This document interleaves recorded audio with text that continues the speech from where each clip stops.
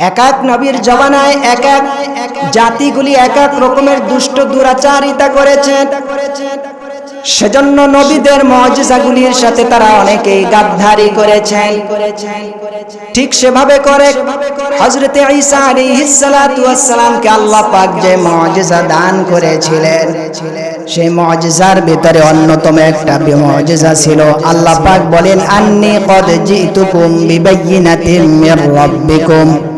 আল্লাহ পাকের পক্ষ থেকে যে বিধি বিধান নিয়ে আল্লাহ পাক তাকে নাজিল করেছেন, সেই নাজিলের ভিতরে তার মুআজিজার অন্যতম একটি বিষয় ছিল আন্নী আখলুকু লাকুম মিনাত তিন কাহিয়াতিত তায়র।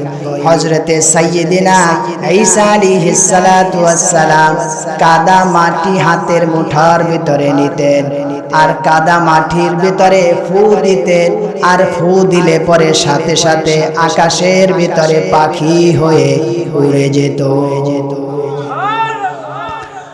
হযরতে মুসার দ্বিতীয় মুআজিজা ছিল, তিনি এই ফুৎকারের পরে আল্লাহ পাক তাকে যে মুআজিজা দিয়েছিলেন, আল্লাহ সুবহানাহু ওয়া তাআলা ওয়া উবরিউল আকমাহা ওয়াল আবরাসা, যদি কোনো অন্ধ কুষ্ঠ বেদি ওয়ালা রোগগ্রস্ত ব্যক্তি যার জন্মসূত্রে চোখ নেই, তার চোখের উপরে যদি হযরতে সাইয়্যিদিনা ঈসা হাত বুলাতেন, হাত বুলালে সাথে সাথে চোখবিহীন মানুষের চোখটা আল্লাহ পাক তরতাজা দৃষ্টি সম্পন্ন করে দিতেন।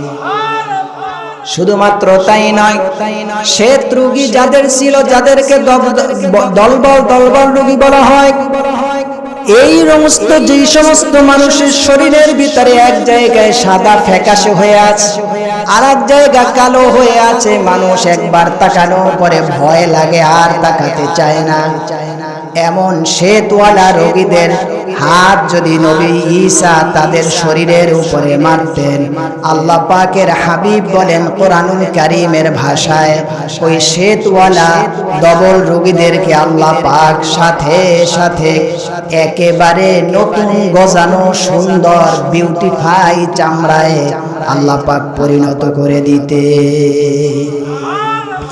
হযরত ঈসা আলাইহিস সালাতু ওয়াস সালাম যখন কোন মৃত্যু মানুষের কবরের কাছে দাঁড়াতেন, ওয়া উহয়িল মাউতা বিইذনিল্লাহ বিইذনিল্লাহ বলে যদি তার হাতের মুঠার ভিতরে একটা লাঠি ছিল, এই লাঠিটি যখন বাবা আদম জান্নাতের ভেতর থেকে আল্লাহ পাকের অর্ডারে বহিষ্কৃত হয়ে গিয়েছিলেন, যখন তিনি বহিষ্কার হয়েছিলেন তখন তিনটা জিনিস তিনি সাথে নিয়ে এসেছিলেন।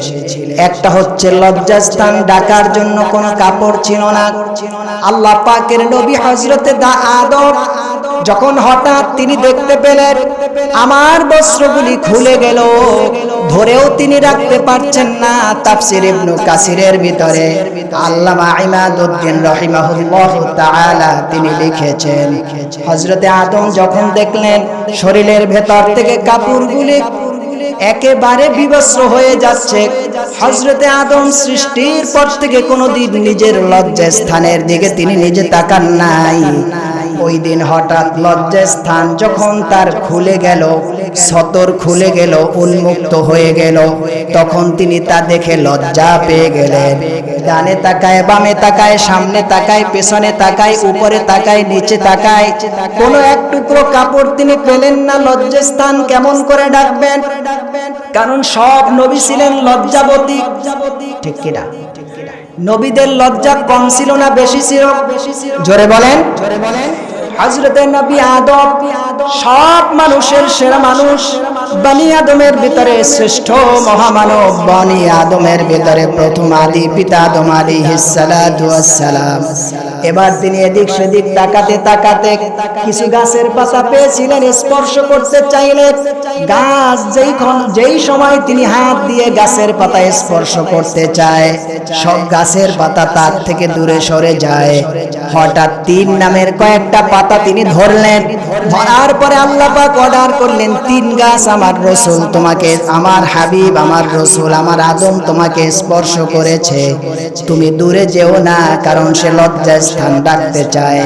তাফসীরের ভিতরে লেখে ওই সময় বাবা আদম তিনটা পাতা ছিঁড়ে লজ্জাস্থান রেখেছিলেন, সেই তিনটা পাতা, আর সাথে তিনি মেসওয়াক করার জন্য একটা লাঠি নিয়ে এসেছিলেন। এই লাঠি আর এই কয়েকটা পাতা সহ আদম আলাইহিস সালাতু ওয়াস সালাম দুনিয়ায় এসেছিলেন, লাঠি দিয়ে মেসওয়াক করতেন। ওই লাঠিটা পরে শেষ নবী পেয়েছিলেন, সেই নবীটা ইদ্রিস নবী পেয়েছিল, সেই লাঠিটা হুদ নবী পেয়েছিল, সেই লাঠিটা সালে নবী পেয়েছিল, সেই লাঠিটি হযরত ইব্রাহিম খলিলুল্লাহ পেয়েছিলেন, সেই লাঠি নবীদের বংশ পরম্পরা এভাবে ইসমাঈল জাবিহুল্লাহ পেয়েছিলেন, সেই লাঠিটা হযরত ইসহাক পেয়েছিলেন, ইয়াকুব পেয়েছিলেন, ইউসুফ পেয়েছিলেন, বানিয়ামিন পেয়েছিলেন। আল্লাহু আকবার। হযরত ঈসা আলাইহিস সালাতু ওয়াস সালাম পর্যন্ত আমি বলতেছিলাম প্রত্যেক নবীর কাছে লাঠিটা গিফট করতেন, উপহার স্বরূপ রেখে যেতেন। সেভাবে করে মুসা কালিমুল্লাহর হাতের যে লাঠির কথা আপনারা শোনেন, সেই লাঠিটা আর কেহ নয়, সেই লাঠিটাই বাবা আদমের মেসওয়াক করা বরকতের জান্নাতের পাঠানো লাঠি। এই লাঠিটা এত বেশি পাওয়ার ছিল, হযরতে নবী মুসা মাটিতে রাখলে অজগর ফানা ধরে সাপ হয়ে তার বকরিগুলিরে দেখাশোনা করত। আবার এই লাঠির উপরে নবী মুসা ভর করত, আবার নবী মুসা পথে চলার জন্য সাহায্যকারী হিসেবে এই লাঠিটাকে ব্যবহার করতেন। ঠিক এই লাঠিটা নবী মুসা বিদায়ের পরে, হারুন বিদায়ের পরে আল্লাহ পাক হযরত ঈসা আলাইহিস সালাতু ওয়াস সালাম পর্যন্ত লাঠিটা পাঠিয়ে দিলেন। হযরত ঈসা আলাইহিস সালাতু ওয়াস সালামের কাছে এই লাঠি আসার পরে ওই লাঠি দিয়ে তিনি মৃত্যু মানুষের কবরের উপরে বিইজনিল্লাহ, আল্লাহর হুকুমে দাঁড়িয়ে যাও বলে যখন আঘাত করতেন, আঘাত করার সাথে সাথে সেই মৃত হাজার বছর আগের মানুষ জীবন্ত হয়ে কবরের ভিতরে দাঁড়িয়ে যেতে। হযরত ঈসা আলাইহিস সালাতু ওয়াস সালাম তার চতুর্থ নাম্বার মুআজিজা ছিল, যখন কোন মানুষ বাসা বাড়িতে খাবার খেয়ে এসেছেন আর কি রেখে এসেছেন, মানুষের দিকে তাকিয়ে পেটের দিকে লক্ষ্য করে বলে দিতেন, তুমি এই জিনিস দিয়ে খাবার খেয়ে এসেছো আর এই জিনিস বাসায় রেখে এসেছো। হযরত ঈসা আলাইহিস সালাতু ওয়াস সালাম মানুষের বাড়িতে কি আছে আর কি খেয়ে এসেছে এই গায়েবের জিনিসটাও হযরত ঈসা আলাইহিস সালাতু ওয়াস সালাম তিনি বলে দিতে পারতেন। হযরত ঈসা আলাইহিস সালাতু ওয়াস সালাম যখন এই জাতীয় মুআজিজাগুলি দেখানো শুরু করলেন, তখন তৎকালীন সময়ে সিরিয়ার বাদশা ছিল এক অগ্নি উপাসক। তার কাছে খবর চলে গেল যে একটা ছেলে বাইতুল মুকাদ্দাসের ভিতরে মারিয়ামের পেটে জন্মগ্রহণ করেছে, শুনেছি হযরতে জিবরিলের ফুয়ের মাধ্যমে। সেই ছেলেটি জন্মগ্রহণ করলো খেজুর গাছের নিচে, সেখানে ঝর্ণার পানি খেয়ে মারিয়াম আলাইহিস সালাতু ওয়াস সালাম শক্তিশালী হয়ে গেলেন। সেখান থেকে ঈসার জন্মের পরে একদিনের নবজাত সন্তানকে নিয়ে তিনি মানব সমাজে চলে এলেন। দোলনায় থাকতে যে কথা বলা শুরু করে দিল, আর তার নিজের ভাষায় তিনি বললেন, ক্বালা ইন্নী আবদুল্লাহ আতানিয়াল কিতাব ওয়া জাআলানি নাবিয়্যা। চিৎকার মেরে বলেন আল্লাহু আকবার।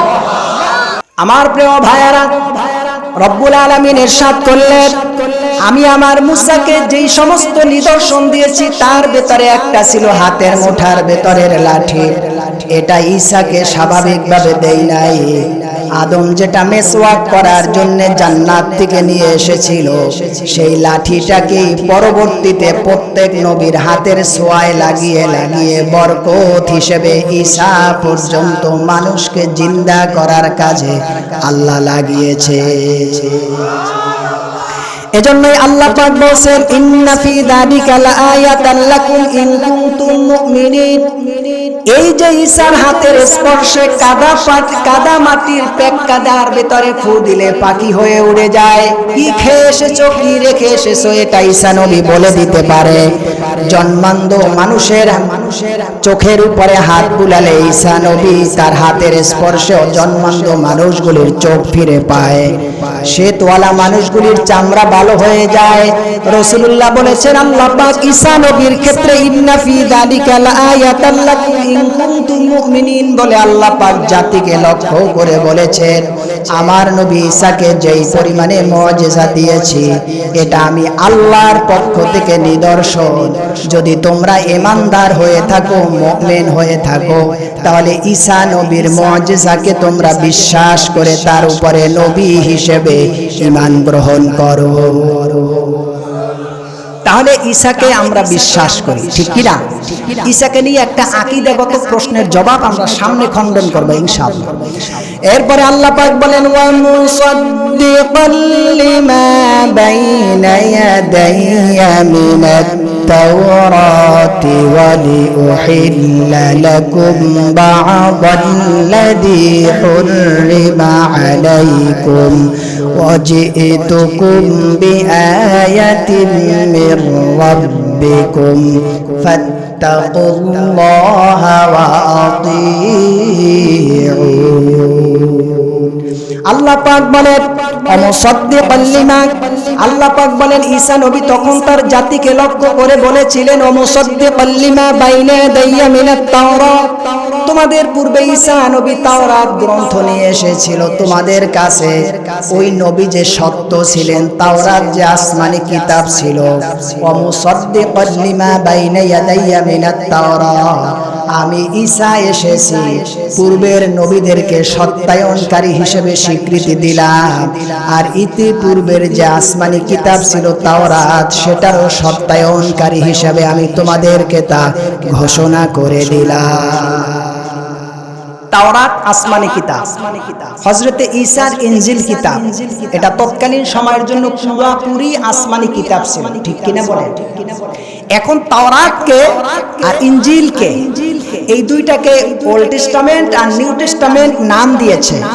ওটার ভিতরে গোলমাল পাকাতে পাকাতে এমন করছে যে ওটার ভিতরে কম্বলের লোম বাঁচতে বাঁচতে যেমন লোমই থাকে না, কয়লা ধুইলে যেমন এর ময়লা যায় না, তাওরাত আর ইনজিলকে ওল্ড টেস্টামেন্ট আর নিউ টেস্টামেন্ট নাম দিয়ে তালমুদ দিয়ে 10 নিকৃষ্ট কদাচিৎ লম্পট হযরতে ঈসার পথ থেকে সরে গিয়ে তারা ইনজিলকে আর তাওরাতকে এত বেশি মিথ্যাশ্রিত বানিয়ে ফেলছে যে এখন আসমানি কিতাব আগেরটা আমরা বিশ্বাস করি তাওরাত আর ইনজিলকে, বর্তমানে খ্রিস্টান আর ইহুদিদের কাছে যেই তাওরাত আর ইনজিল নামের যে কপিগুলি আছে টোটালটাই বানোয়াট মিথ্যা প্রতারক কিতাব হয়ে আছে, ঠিক কিনা? হযরত ঈসা বললেন অমুসাদ্দিকাল লিমা বাইনা ইয়াদাইয়া মিনাত তাওরাত, আমি নবী ঈসা এসেছি পূর্বের তাওরাতের সত্যায়নকারী হিসেবে, এবং আমি তোমাদের কাছে এসেছি ওয়ালিউহিল্লা লাকুম বা'দাল্লাযী হুররিমা আলাইকুম, আমি ঈসা এসেছি তোমাদের কাছে তাওরাতের ভিতরে কিছু জিনিস তোমাদের জন্য হারাম করা হয়েছিল, আমি ঈসা এসেছি সেই হারামের কিছু জিনিসকে আল্লাহর অর্ডারে আবার হালাল করে দেওয়ার জন্য। ওয়া হুররিমা আলাইকুম ওয়া জি'তুকুম বিআয়াতিন মির রাব্বিকুম, আর আমি ঈসা যত নিদর্শন নিয়ে এসেছি সবগুলি আমার রব আল্লাহর পক্ষ থেকে নিয়ে এসেছি।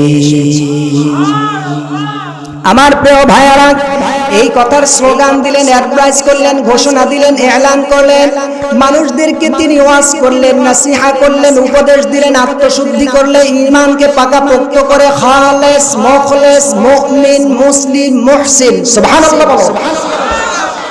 এই পরিশুদ্ধতার পরে হযরত ঈসা নবী বললেন ফাত্তাকুল্লাহ ওয়া আতিউন, হে আমার জাতি, হে আমার কওম, হে আমার জাতি, তোমরা শোনো, ফাত্তাকুল্লাহ, আমার আল্লাহকে আমি ভয় করি, তোমরাও ভয় করো। ওয়া আতিউন, আমার আর আমার আল্লাহর তোমরা সবাই মিলে আনুগত্য স্বীকার করে পূর্ণ ঈমানদার, কামেল মুমিন মুসলমান হয়ে যাও। সুবহানাল্লাহ। আমার প্রিয় ভাইরা, আমি এই জায়গাগুলো একটু সংক্ষেপ টেনে আমি আমার 55 নম্বর আয়াতের দিকে নিয়ে যাব আপনাদের। আল্লাহ পাক বলেন, ইন্নাল্লাহ রাব্বি ওয়া রাব্বুকুম ফা'বুদু, নিশ্চয় আমি, ইন্নাল্লাহ, নিশ্চয় আল্লাহ, রব্বি, আল্লাহ হচ্ছেন হযরত ঈসা বললেন রব্বি, আমার রব, আমার রব আল্লাহ, ওয়া রাব্বুকুম ফা'বুদু, তোমাদের রব হচ্ছে আল্লাহ, অতএব তোমাদের দায়িত্ব হচ্ছে আল্লাহর দিকে তোমরা ধাবমান হয়ে যাও। আমি আমার আল্লাহকে বিশ্বাস করি আর তোমরা আমার আল্লাহকে বিশ্বাস করে ফাত্তাকুল্লাহ ওয়া আতিউন, ইন্নাল্লাহ রাব্বি ওয়া রাব্বুকুম ফা'বুদুহু, হাদা সিরাতুম মুস্তাকিম। আল্লাহকে বিশ্বাস করে তার পথে অটুট অনড় থাকার নাম হচ্ছে হাদা সিরাতে মুস্তাকিম, এটাই হচ্ছে সহজ সরল ঈমানদারদের পথ। এই পথে নাজাত, এই পথে নাজাত, এই পথে নাজাত, এই পথে নাজাত, এই পথে কল্যাণ, এই পথটাই হচ্ছে মুমিনের পথ, এটাই নবীদের পথ, এটাই সাহাবীদের পথ, এটাই আউলিয়া একরামের পথ, এটাই হচ্ছে মানুষকে জাহান্নাম থেকে জান্নাতে নিয়ে যাওয়ার একমাত্র সিরাতে মুস্তাকিমের পথ। জোরে জোরে বলেন সুবহানাল্লাহ।